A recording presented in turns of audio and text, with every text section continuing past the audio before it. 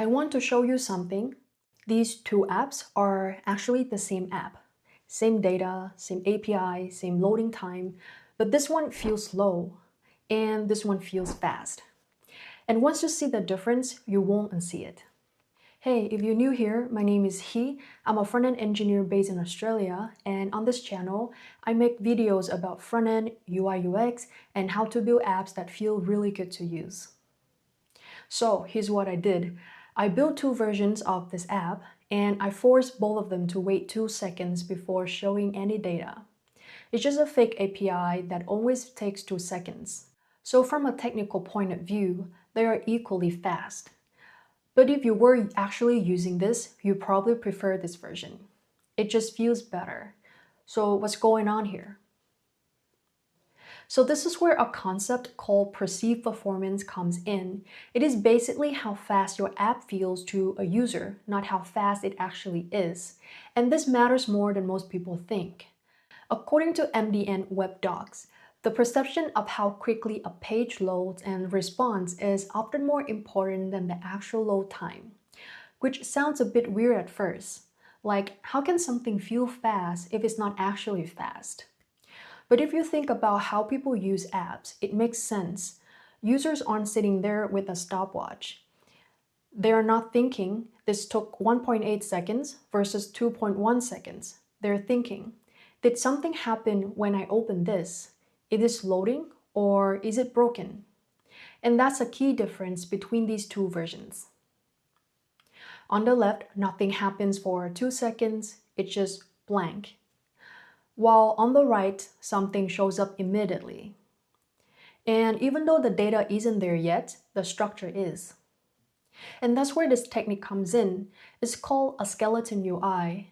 Instead of showing a spinner or a blank screen, you show a placeholder that looks like the final layout. See these gray boxes here? That is a skeleton. It gives user a preview of what's coming.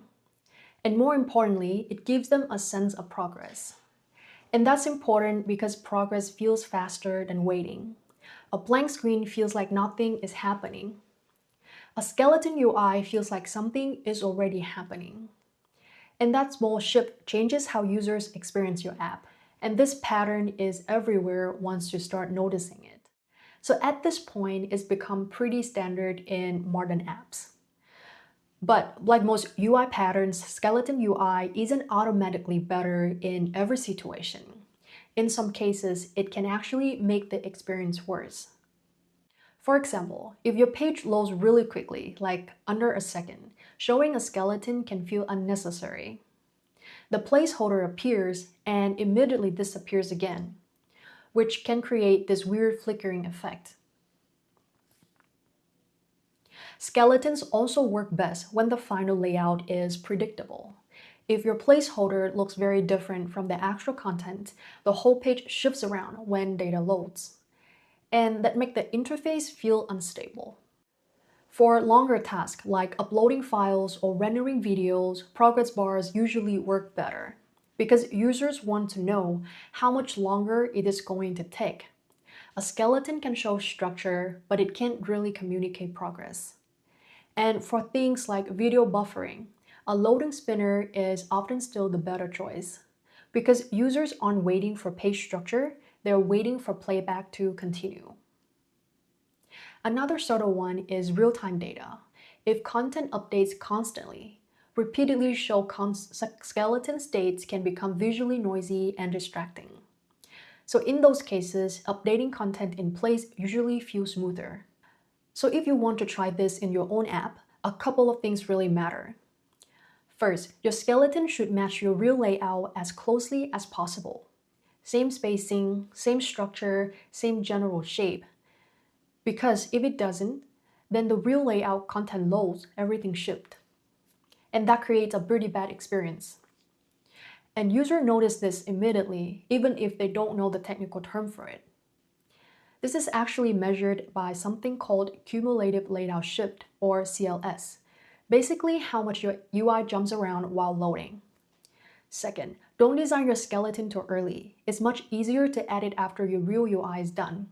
So that way you're not guessing the layout, you're just mirroring it. And just to quickly compare this with spinners, A spinner tells users just wait.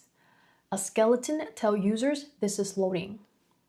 And that difference is subtle but important. But this is one of those things that's really hard to fully understand just by watching. You kind of have to experience it. So I built something called Performance Lab. It's a free, simple playground where you can see different versions of the same app side by side. So instead of guessing what feels faster, you can compare them directly and feel the difference yourself. I'll leave the link in the description if you want to try it out.